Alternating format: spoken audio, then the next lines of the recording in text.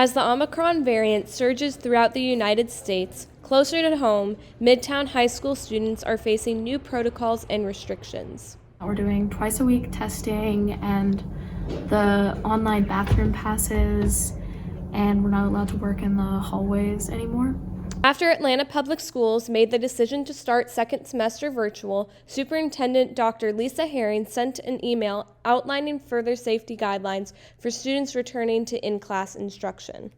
It just makes me feel more comfortable that I work here, that everyone is masked. I know masks are not the 100% protection against COVID. One of APS's new guidelines is the implementation of mandatory twice-a-week testing for staff and optional twice-a-week testing for students.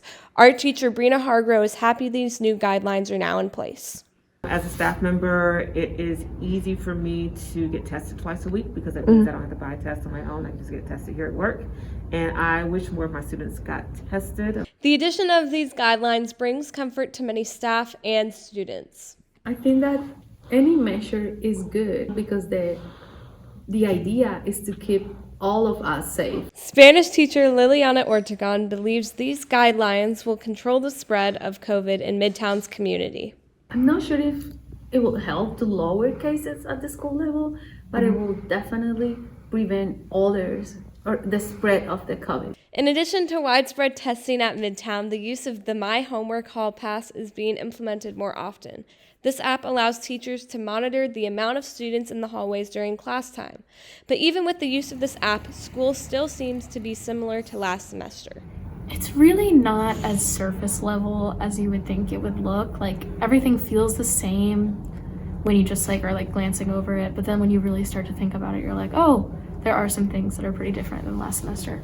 Teachers have also started to include extra precautions in their classrooms because of the high rate of infection the virus has. I try my best to have the students wipe down their tables after each class, and I spray down the materials that they share with Lysol or cleaning spray. But overall, any precautions that APS is taking work well since Midtown's infection rate is low enough to keep students in person. We are still in session, we are still attending school face to face. So what we are doing, it is working.